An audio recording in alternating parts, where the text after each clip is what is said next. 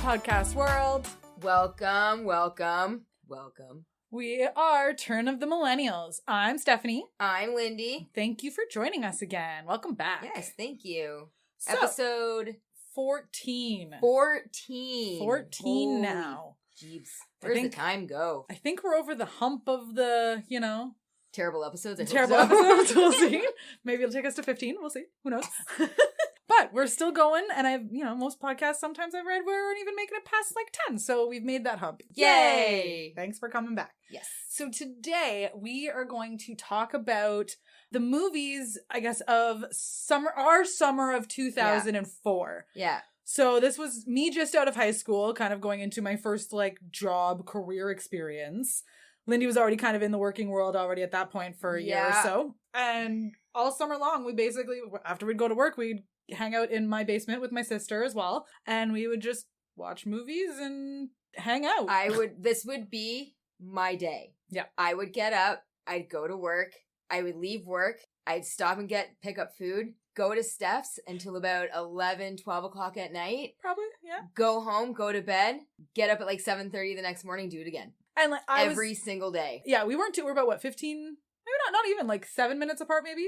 Roughly. Between the two new subdivisions we were in or whatever. Yeah. Because we went to the new one. Yeah, we weren't very far from each other. Yeah, even staying late wouldn't have been too bad. Not walking distance by any means, but a quick drive. And not when I was when it was with Frasier. We were way closer on that house. Yes. You could literally leave at 12 and be home at 12:02. Yes. That one was great. Yeah. But at that point, we were at Mom's house, so we were watching on DVD because that's what we had at the time, old technology. I still watch DVDs. I know, so do I. I do a lot more casting, but I still have my DVDs because there's a lot of stuff that aren't available on some of these platforms. This is true. Our legendary summer movies that year. We had 3 movies that we watched over and over and over and over and over and over and over and over and over and over. Just rotated between these 3 movies most of the summer. Maybe which one did you feel like today? Maybe, or even sometimes we'd watch all of them. All 3 of them in one night. And we even got to a point where we did commentary on all these. I didn't do a lot of commentary back then, but we had just watched these movies so many times that we had to start putting on commentary, and then we started watching the commentaries on them. Yes. And we would do that consistently too. That was that was a good time.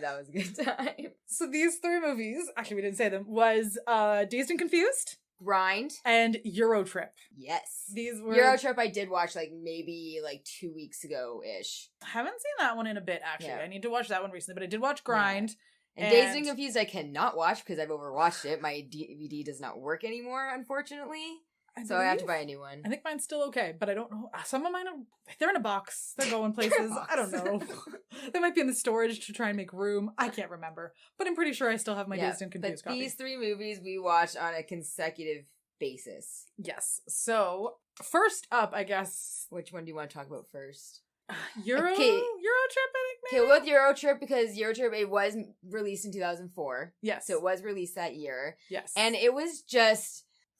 such a great fucking movie. It was so funny because there was just... It was so fantastically written. It was hilarious. Scotty doesn't know.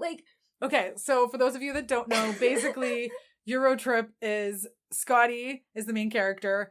It starts at basically graduation. He gets dumped by his girlfriend, Fiona. Because he's just so predictable. He's so predictable. He's just kind of this, normal sort of guy. And so that night they go to a grad party. Not only has she left him, she's now dating this lead singer of the band. She's been dating this lead singer of the band. For a while. Played by a punked out Matt Damon. My team, hello. Right? Yes. Matt Damon. So he makes up a song about the whole situation called Scotty Doesn't Know. And so, of course, at this point, he's kind of, not mortified, but he's just what the hell? So he drinks his face off. Drinking.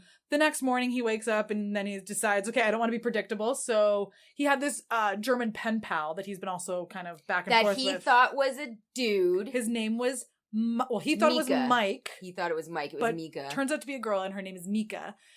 While he's drunk after the party, he sends her this thing stop talking to her because he found out. Thought he was cool. Thought it was gonna be a predator. She was sad about his lady friend and thought that they could meet up when she came to America to visit that summer. And he had this assumption that it was a man trying to touch his genitals. And he emailed back, I keep your hands off of my genitals. Yes. So the next day he finds out it's actually a girl because his brother... his mistake because his brother tells him the difference between the male and I'm a sad lady or something is what he's got the mispronunciation between women. It made me a sad girl to hear about your lady friend. Yes, and he got the mispronunciation of man versus woman when she says you're a lady friend or whatever. Yeah. And so basically... And his brother's an intro to German and he knows that. Yeah. So he ends up being so upset. So to be unpredictable, he ends up deciding to go and try and find Mika in His friend Germany. Cooper convinces him to, pretty much. Yeah. So they take this trip, and then there are two... So that's why they go to, they end up going to England first and meet up with their two friends. The twins. Worst twins ever. Worst twins ever. That they introduce them at the party, though, so you kind of know them. So they go and meet up with them in England, and then they all go together to basically go across Europe to get to Germany to find Mika. This is the basic synopsis. And then, of course, over the way, they make random stops because they take, like, the train. They have an adventure. They go to Italy. They go to France. They end up in Eastern Europe and Bratislava. So many places. And in the end, he ends up in Italy. He ends up in Italy. In Rome, actually, yeah. In Rome. At the Vatican. And then ends up finding Mika, and she's like, who are you? He impersonates the Pope. They elected a new Pope! Oh my gosh. The guy that does that is Harry Potter. He's in Harry Potter. He plays the headmaster. Yeah, Karkaroff, the headmaster of Durmstrang. They go through the cycle of when the Pope dies, and it's funny because normally it's supposed to be over amount of the hat is on fire. Many days is this Pope's when the Pope dies to elect a new Pope. It's over many days, and they have it in like a few hours because they accidentally. We can see history in the making. We can see an arrest in the making. Turns out Scotty's the Pope, and then he finds Mika, and she's like, who are you? Because obviously they didn't exchange pictures, because it's not like nowadays where we can just... No, he knew what she looked like. But he didn't send a picture. Yeah. So she didn't know who he was, but he knew what she looked like. Yeah. Because we didn't really exchange pictures all that often back then, but we kind of did. Not really. No. Not like nowadays. And not like it was on the internet. You actually had the physical picture. You actually had to physically send it, not just scan it. Yeah, you usually just scan it in and then click and send, and usually by email. You couldn't put it on Facebook at that point, because I think Facebook was even like 07 when people... But I think she physically sent it to him. I think it was an actual picture. So they kind of make it out to be. So she probably it didn't look like a copy of a picture. No. At all. In the end, they end up doing it in the confessional at the Vatican. Yes, which is a sin in and of itself. It's so unbelievably blasphemous. It's hilarious. And then they go back home, and then he's all sad, and then she ends up enrolling into his college, and because the administration thought that she was a guy, and they get to share their residence. Yeah. Oh, and Jenny and Cooper end up together too. Oh, yes. I think that one's... Because there's always, throughout the whole thing, there's, like, the allusion, like, because they always, like, oh, you're just one of the guys. Kind of, like, they always think that Jenny's one of the guys throughout the whole entire movie or whatever. He's like, oh, you're not a sexy girl. You're not a sexy girl. Yeah. He kind of keeps saying that to her. But I'm a girl. No, you're not. Like, yeah, you're just one of the guys. You're one of the guys. When they go to the club was kind of the first time he was like, whoa, because she wears her as sexy... a girl. Yeah. And then I think after that is when they go to the nudist. Or is that before? Because he also kind of, when she takes off the shirt there, I think he kind of was like... Or do they just make it seem like that because because they're just all the creepy men? I believe they went to Amsterdam first. Okay. Now I'm trying to think, because after Amsterdam that they had to hitchhike and they ended up in Bratislava. So bring in the Flugelimen! So that's... I was in Amsterdam. Yeah, so they were in Amsterdam... Sorry, I'm tapping the table. They were in Amsterdam first... And because Jamie got mugged while he was getting head by that camera chick. His Leica M7? Yeah. So powerful. So yeah. sleek. I'm about to go for a cigarette. I don't smoke. Neither do I. Those French ladies. Yeah, and then Cooper ended up at Club Vendor Sex with Xena, Lucy warrior Lawless, princess. As the headmistress or mistress. I guess, or the madam. Madam, that's the word I believe. And then, Hans and Gruber, they were actually named after Hans Gruber of Die Hard. Like it says that in the IMDb trivia. That would make sense, because Hans Gruber...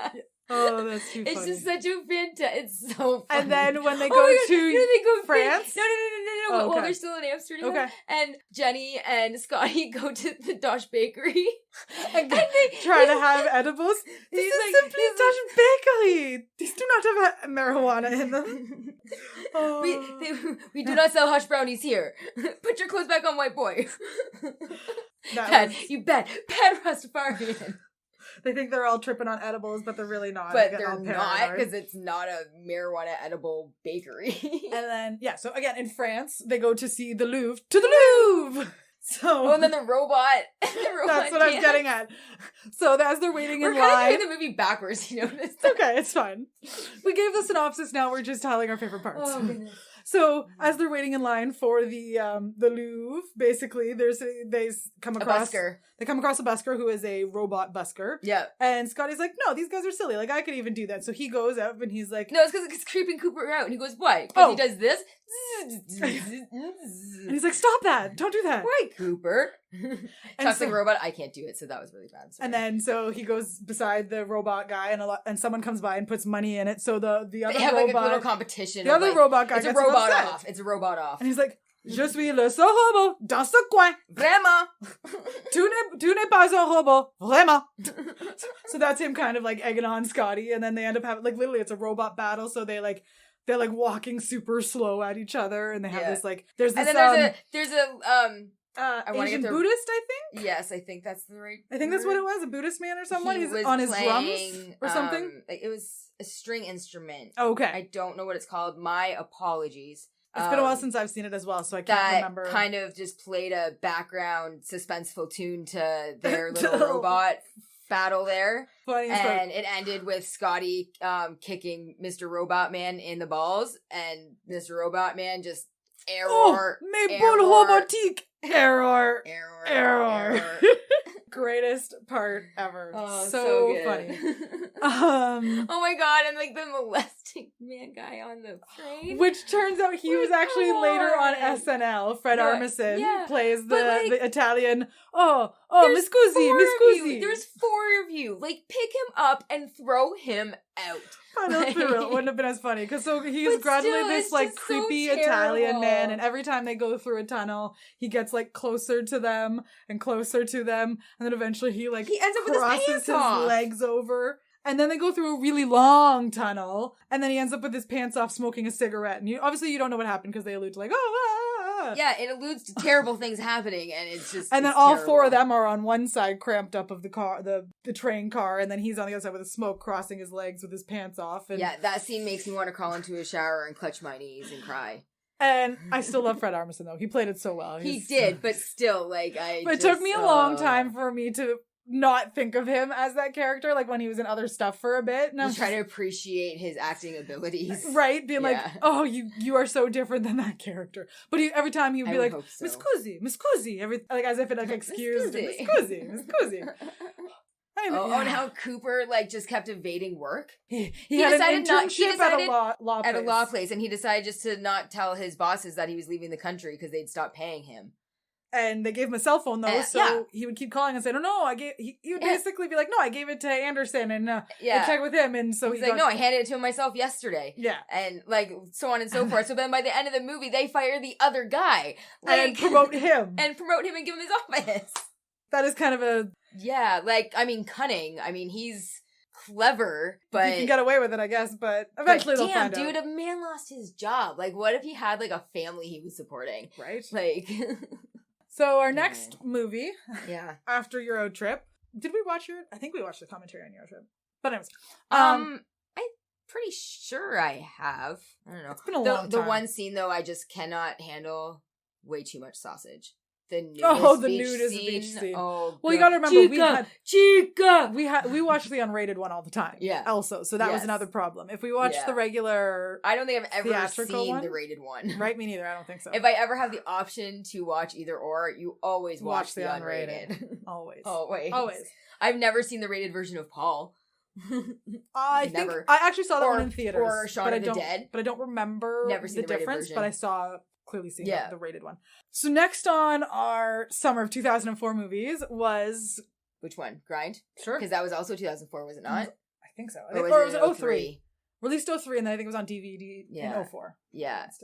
So Grind is about a group of teenagers, I guess, just graduated high school. Yep, 4 guys just graduated. 3 of them graduated high school. One of them graduated a while ago. And yes. Basically, one of them is what's his name? Adam Brody. Adam Brody, and Mike Vogel and then Vince Viluf thank you. are the three of them. I know, it's been a little bit, so I forget their names as well. So basically, there's the three of them. They graduate high school, and they decide... Joey Kern. Joey Kern. He was the one who played the Sweet Lou. He was Sweet Lou. Matt Sweet Lou. So the description of that on IMDb is, 4 skaters follow their idol on his summer tour in an attempt to get noticed, get sponsored, and become stars themselves. Because they didn't really necessarily want to go to college or whatever. Yeah. Like most kids don't. They didn't want their futures that their parents had let out for them. Matt's parents had left him and joined the circus. So he was basically living... Yeah. I don't know really say where he was living, but he was just kind of there. But they do allude that he always is in the same clothes. He hasn't washed in a while. With Eric. Was he living with Eric? I think that they allude to that. I assume that that's what it was, but I don't think they ever actually specifically stated if he was living there. And then you had Adam Brody, who was Dustin. Dustin. He wanted to actually go to college. He was going he was working his job, savings, going to college. That was his plan. Joey Kern, or Sweet Lou, was kind of the local... the Wooderson of the group. Yeah, if you from Dazed and Confused, another connection to our other movie. One of the lines is like... He's like an older guy who had already graduated a couple years before, but he stayed in the town. He gets asked, dude, didn't you graduate like 3 years ago? And he goes, yeah, I did, but they didn't, is one of the lines. Referring to the young girls at the playground. Which is literally in direct rip-off of statutory rape. Well, and also direct rip-off of Wooderson. But they also admitted that it was the same as... homaged, inspired. Loosely, quote-unquote, inspired. We all know it's not. Yeah. Because again, he's like, I get older and they stay the same age. And then, J-Mo, this was one of Jennifer Morrison's first movies. Yeah, one of her early, or at least ones I'd seen her in. If she was in anything else before that, she wasn't. This, I think, was one of, like, the very first thing I saw her in. Because she was in Surviving Christmas 2, which I think came out maybe that Christmas or the year after. She had brown hair in that one. This one was J-Mo, and she was... so he met her at the Chili and Such while he was in the bean costume. Like, and she was just some kind of like hot skater girl who actually ended up turning out to be on Bam's team. Yeah, it was like his girlfriend. We don't know if it was actually girlfriend or just someone that was kind of like they were seeing each other or exclusive. I mean, that's what I picked up from the scene. So did I. They end up because also there's the one part where she gets mad at him or whatever later and they fight. But yeah, so he sees her at like a Chili and Such. And then he just decides, I don't want to live in this anymore, so let's go on tour. So they go and pick up all their friends. So they go and pick them up. And Matt. And then they go and pick up Dustin from the Chili and Such because he refuses to go and he needs to go back and get a special pillow. Yep. That was an ad lib.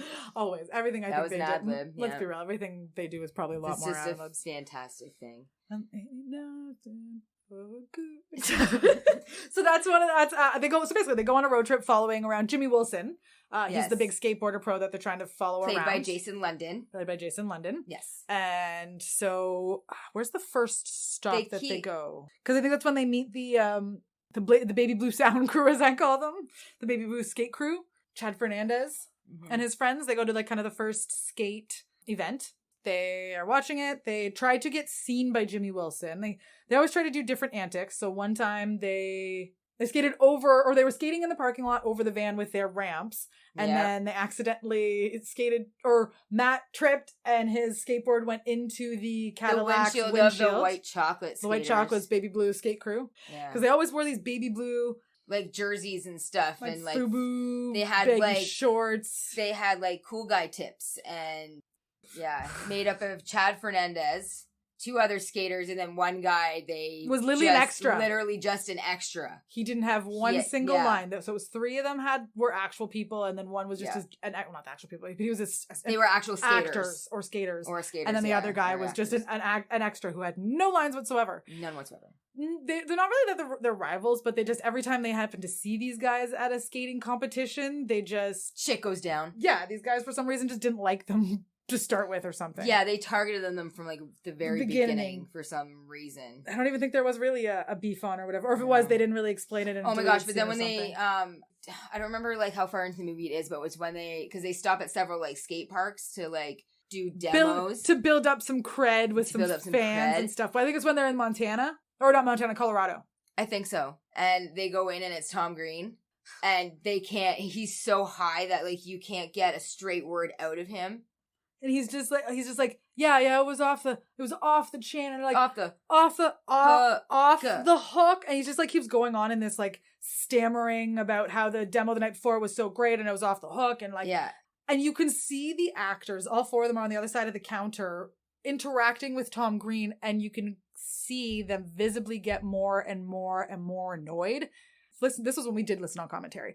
That was all legit. Adam Brody actually walked off because he got so frustrated. Yes. He was so annoyed with the repetitive. Tom Green did his job that day. Good job, Tom. Good job, Tom Green. But at the same time, as someone, as an actor, you're like, okay, shut the fuck up. This is like, get on with what you're trying to say or whatever. Like, but the point was they missed Jimmy Wilson's demo. Yes, by the day before. So they asked him if they could set up their own demo, which they do.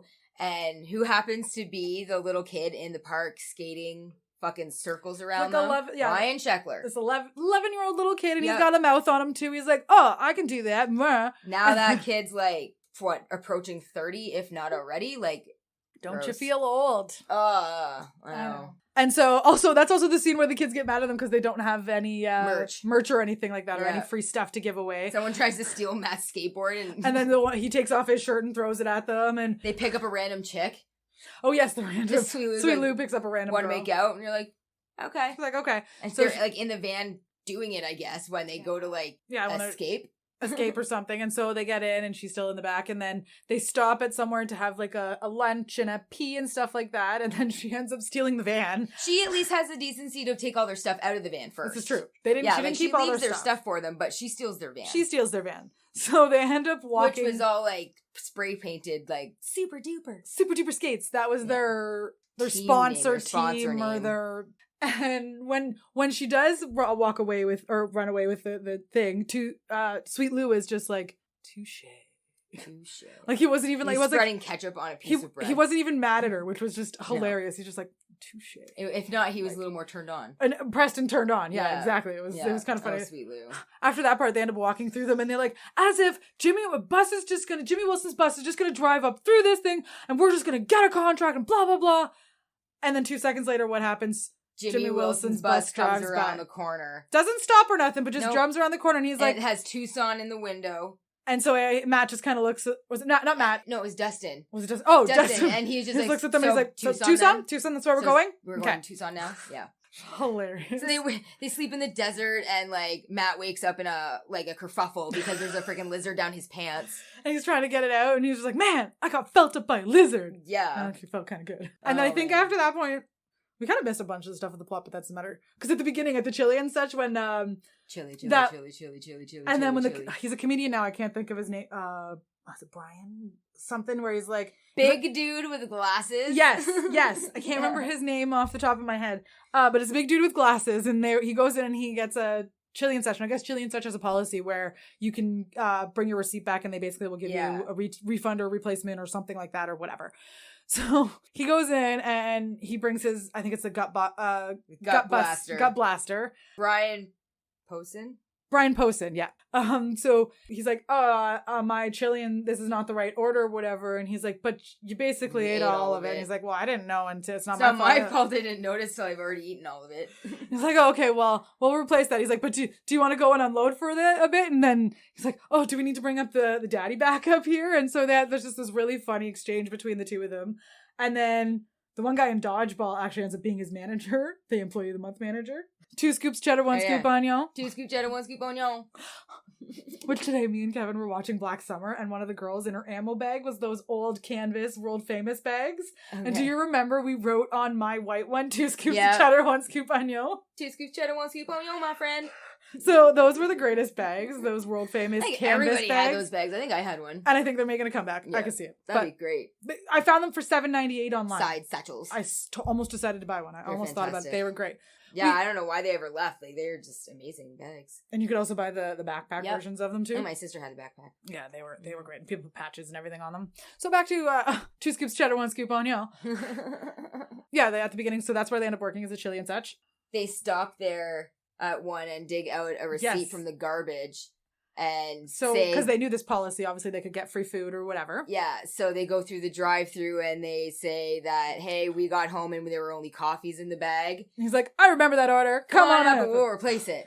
But before this, as Dustin's going through the garbage, and he finally pulls one out, some little kid is there and randomly comes up to him and is like saying about how he ate a whole bunch of chili food. cheese fries and a chocolate shake. And then all of a sudden he just Ralphs just all over on the receipt and everything. Dustin's leg. And so when Dustin gets back to the van and Eric is sitting in the driver's seat waiting for the receipt, he like slaps the puke-ridden like receipt into his hand and like it like sticks almost to it. He's just like, what the fuck? Yeah, this is gross, disgusting. It was such a good movie.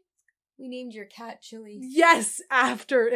We Chili watched Barbosa. this movie so much. Well, the Barbosa came after because of Pirates in the Caribbean. Yeah. But we did it so much because I got this cat, was it August 14th, 2004? Because we didn't go to Warped Tour that year. No. And that was when I got to pick up this cat. I took you to get your cat? Yeah, from the mall, Conestoga Mall's pet shop that they have. It's not there anymore. So we got it there, and because we just like saying chili, chili, chili, chili, chili, chili, chili, whenever we wanted to call my cat, we wanted to do chili, chili. So we named my cat Chili because of that. And then eventually we named him Barbosa after Captain Barbosa, just because it's fun to say. Yeah. Because I remember, because I was like, you should give your cat a last name, and it should be Barbosa. Yeah, it's fun to say. Chili Barbosa. Chili Barbosa. So that was his secret nickname. It was Chili Barbosa. Didn't he have a middle name?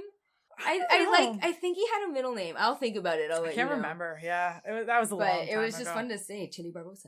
And he was right. He was a great kid.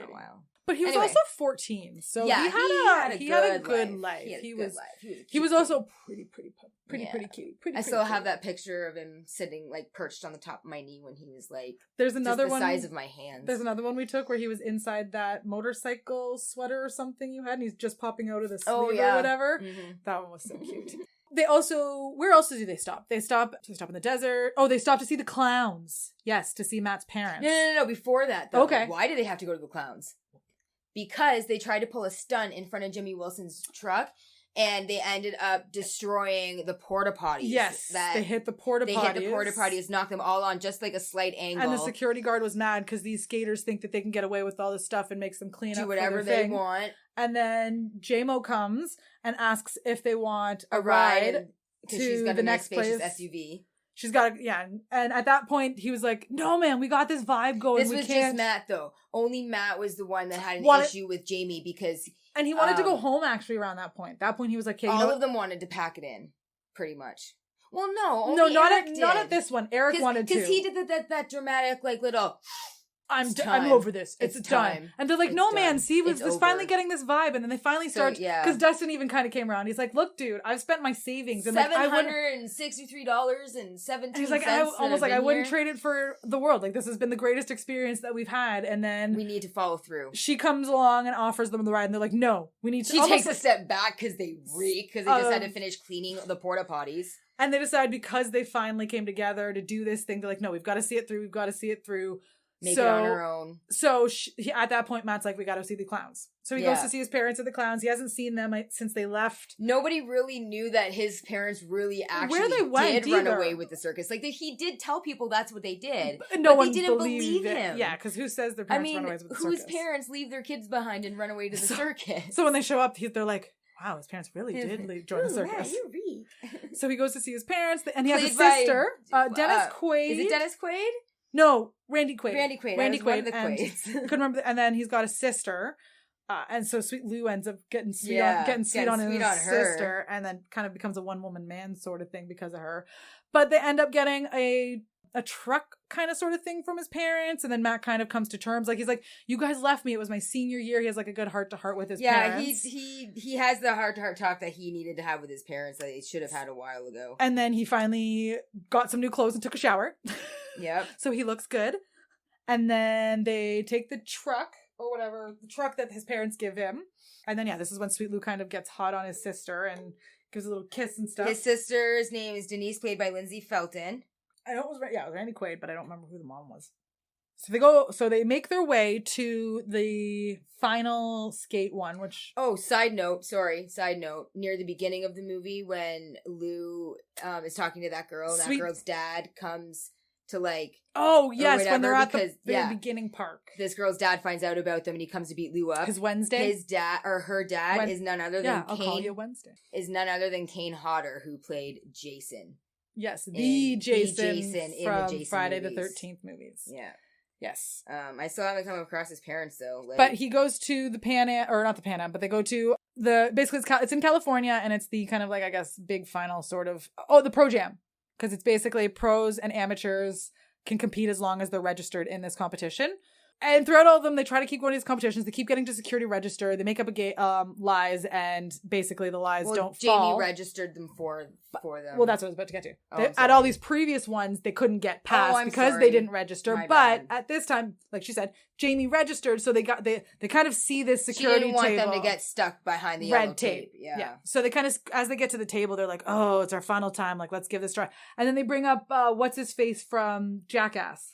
They're like, get me a little kid. And they bring the little... Parents were played by Christine Estabrook and Randy Quaid. So they get the little guy from Jackass to... Jason Weeman. Weeman from Jackass. And they bring him up and they're like, yeah, we're here from the Make-A-Wish Foundation. And, his is his last wish to see us skate or whatever. And he's like, I'm not a little kid. Yeah. And then the girl's like, well, be serious. Or the guy's like, be serious with us. Like, what is it? And he's like, no, you're actually on the list. And they get all shocked because they're actually on the list. And then they end up doing their skate. And then after they finish their skate, she comes by and was like, oh, when you got here, I didn't want you to get caught by the red tape. And so, of course, Matt's like, I think I love you.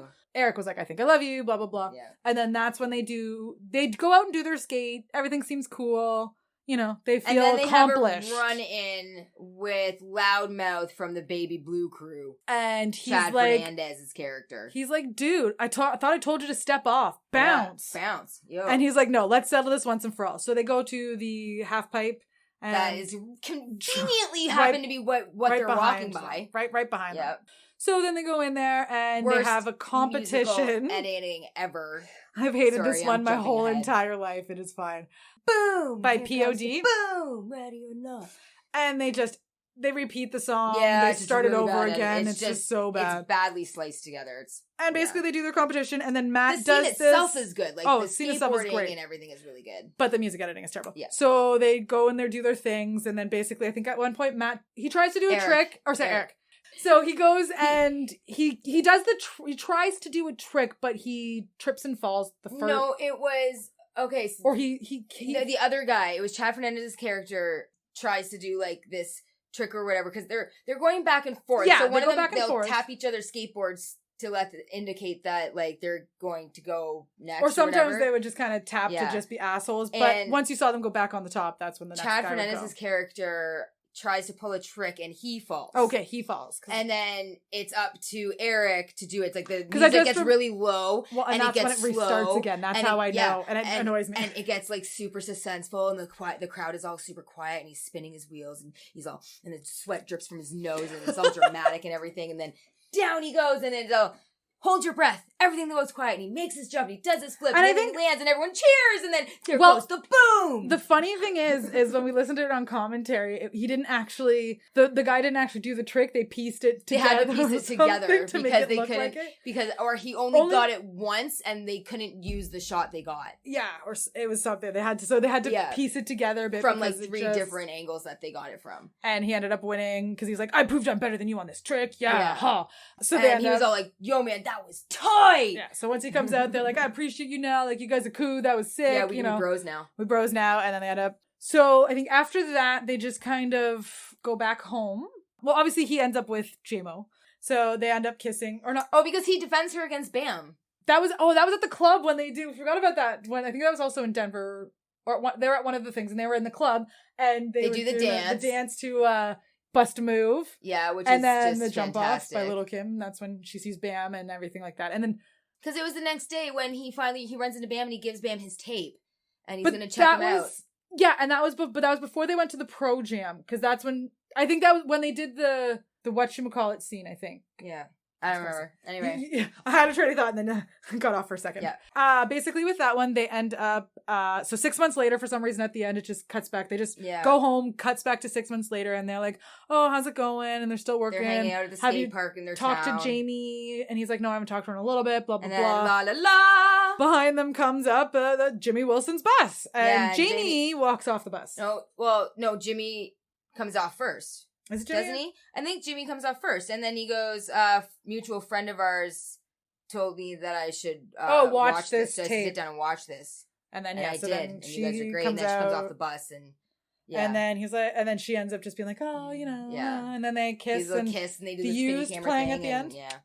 Oh, they were my band of that year. So then they end up getting signed by Jimmy Wilson's team at the end of the movie. And so then, right. And then it cuts to all the funny scenes of them like screwing up and everything. Bloopers at the end. Lastly, we have Dazed and Confused, which we kind of touched on a bit because of Wooderson. I love this movie. For most of you that don't know, on a whole synopsis, it's basically the last day of school. It literally takes place on the whole last day of school. May 26th, so it starts up 1973. Starts up in the morning of when they first go to class, what happens throughout the day, and then later on at a party at night. So it's all within a 24-hour span, essentially. It is I think it's a really great coming of age story in the 70s. It really is. Like, because the kids are getting freaking hazed that are going from the 8th grade to the 9th grade. Yep. So if you're going from middle school to high school, they were doing the seniors, hazing all day. So the girls were doing hazing the girls in the younger girls in the parking lot, like, wipe that face off your head, bitch. Yeah. And then the guys making them sizzle like bacon. Yeah. The guys get paddled. So if they don't get paddled the first day, then they have to worry about it all summer long. So some of them are just like, let's get it done on the first day. Yeah. And then after that, a bunch of them were like, okay, well, now that you've been paddled, we're going to take you out for drinks and beers and stuff like that. To Delirium. So it basically follows Emporium. It follows not his name, Wiley. I think that's his real name. It starts with an M. I know. Why did I know? Mitch? Mitch. It's Mitch. Is it Mitch? Mitch so Mitch, for the most part, it follows Mitch's story with all these other people he kind of comes in contact with. So he goes to Jeremy or Jason, one of the London brothers is in this one. The other London brother actually was in Grind. The other London brother was in this one. So he ends up taking... Jason London. It's the same guy. Is it Jason? Yeah. Oh, okay. So it's the same guy. So he ends up taking out Mitch. He takes Mitch under his wing, basically. Under his wing after him getting paddled. And he's like, come on out for beers. He's got a thing for his sister. Come on out for beers with us and stuff like that. Come to this party with us. So they end up meeting at the Emporium first, which is the pool hall.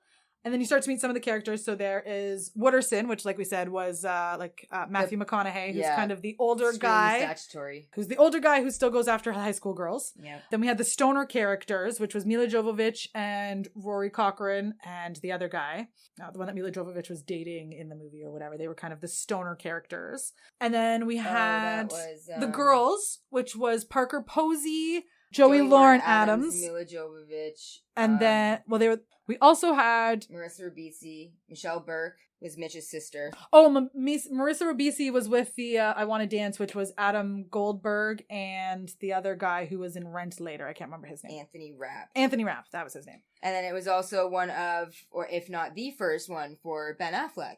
Yes, I believe that is a very early. No, this was like maybe his second or third one. It was still early. Buffy the Vampire Slayer was his very first role. Well, actually, I will have My Boyfriend's Back, which is the zombie movie or whatever.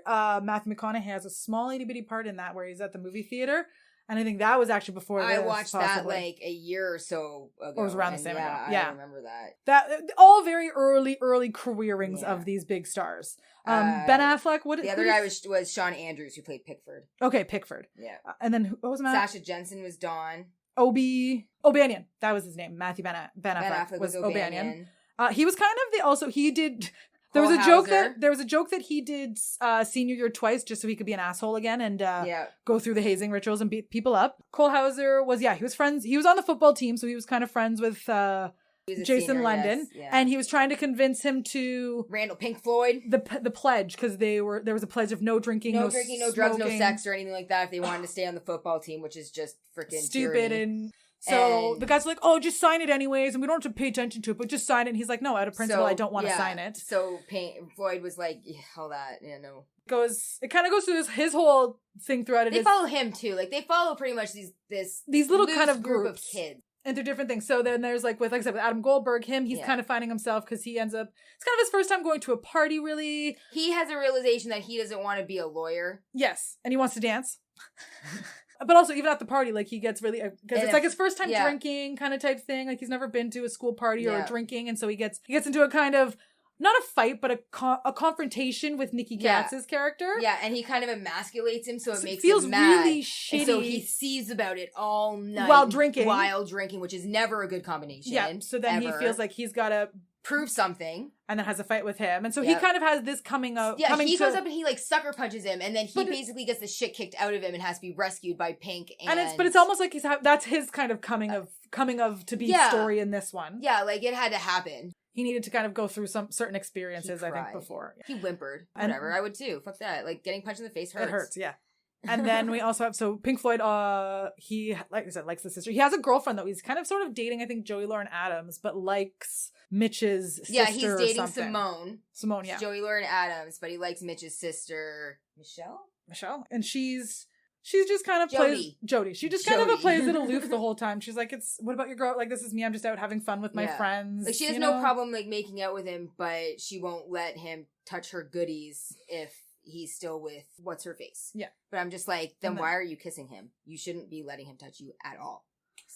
70s, different time. But oh man, I love their clothes. Right, the clothes. Kind of lay down and like get like pair of pliers to like zip up your zipper. The 80s was another time they did that too with the skinnies. Yeah, you had to literally lay down so all your stomach fat was gone and have someone zipper up your pants. How did you get it up after you go to the bathroom in the middle of the day? You didn't go to the bathroom. That was the thing. Or as you saw, you had friends with you. Yeah, that would help you do it. Yeah, it was different times. That was like such a good, like how they got O'Banion back for being a dick. Yeah, dumping the paint on him. And then he jumps in his prized possession, his vehicle. Like, why would you do that? Your interior. Your interior filled with paint. Oh my god, the worst. And then his tires squeal, even though they shouldn't have because he was on grass. The clearly added, things, clearly added later. Things, yeah. And then Mitch buys his first 6-pack and pretends to be an adult. He's like, I got night shift. He's barely scratched the surface of 14. Just do a night shift, and gonna work for a year. See what it goes. See where it goes. Meanwhile, the girl before him in line was super pregnant, having a cigarette, buying wine, or a Jack Daniels. Again, or a different alcohol, basically. A different day, different time, different time for sure. What kind of else happens throughout that day? The party gets ditched by his friends. That's true. The party at the Moon Tower is where it ends up happening. The grade 8 party. He's the like, grade 8 I was almost there. Party, yes. He's like, bitch, you wouldn't even know what you've done if you got there, so don't worry about it. Yeah, he goes and picks up it's the two nerdy guides pick up the Hirschfelder, getting there or whatever. Yeah. And then they meet up with Mitch, and then that's when they do getting back at O'Banion. Yeah, because they get Hirschfelder. Driving around with their trunk filled with cans and bottles of beer and ice. Yes, as if it's like your cooler. That's cool. Yeah, and then they throw one off to when they get there, and then when they beat up Hirschfelder, they finally get him and they whack him and then they give him a beer after. And he's like, O'Banion's like, what are you wasting a beer for? Yeah. And then we also... Oh, no, that wasn't O'Banion. That was Cole Hauser. Because then because O'Banion gets mad and like throws it. He's like, he was wasting another one. Clearly he has his priorities straight. Yes, he does. Yes, drinking is his priorities. And then he gets his... and then we had the George Washington. Remember the stoner moments with the George Washington, Martha Washington was a great lady. Yeah, she'd have a big fat bowl waiting for him when he got home. So they have the weird conversation about George Washington and how he was growing marijuana on Mount Vernon or whatever. Which, who knows?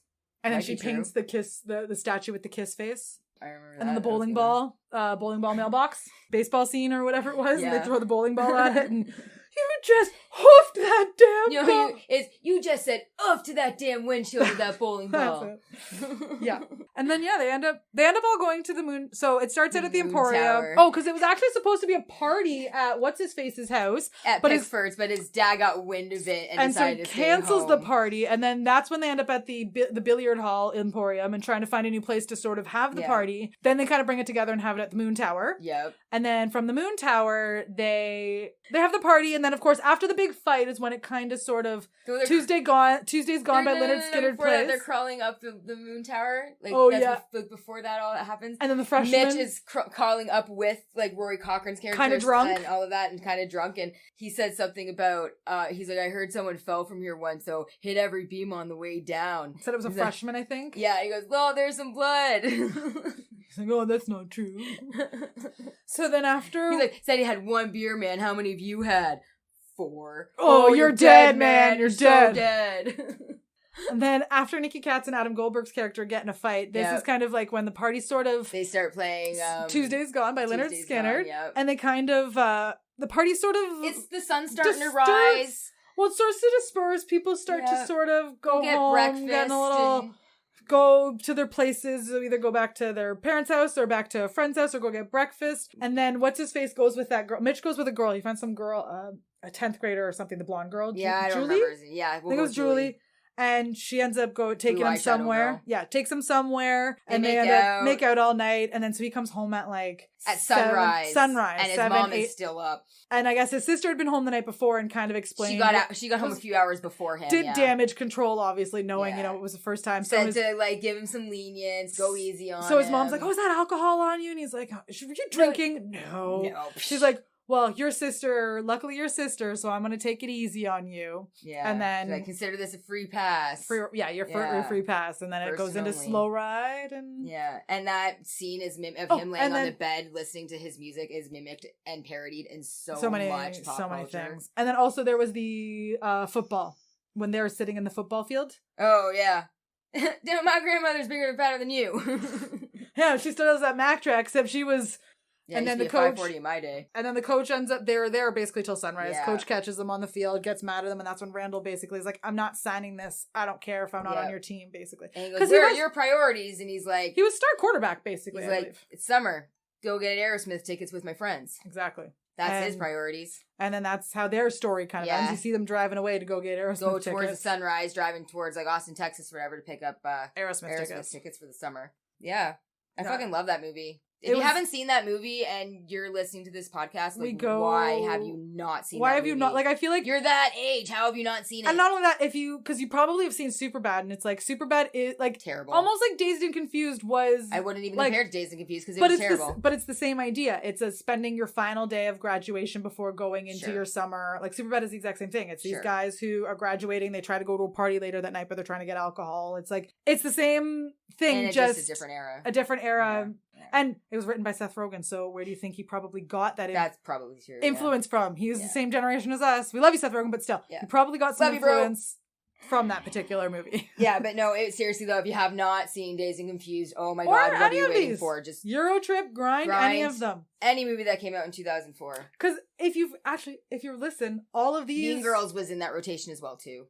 Sometimes, yeah. Well, it came out in summer 2004, so I don't think it was 2005 until we really started on DVD. All three of these movies had the summer coming of age, coming to be stories in them all. Such great movies. And that's kind of what we do. Like, that's what teens love to have for the summertime, and they just make you feel good. Yeah. They are fantastic and super nostalgic. And I don't think any of them are on any streaming sites, unfortunately. Which really sucks. So you'll have to either find them. Good thing I have copies of them all. So hopefully you'll have to find them on DVD. Maybe a friend has them. Maybe EuroTrip is on Amazon. I haven't checked. But yeah, Amazon should have them, or Walmart should probably. You can probably get them on the $5 DVD bin, or see if your friend has some DVDs. I don't want to promote big box stores like that, so. Yeah, but $5, I'm not going to complain. And you just said Amazon, and they're even worse. I know. I'm sorry. I'm so sorry. Sorry, I had to point it out. No, thank you for pointing it out, because I did it. I heard it in my head too, and I'm just like, what the fuck? Yeah, you don't want to be double standard. We were talking about that earlier. I really fucking don't. I'm sorry.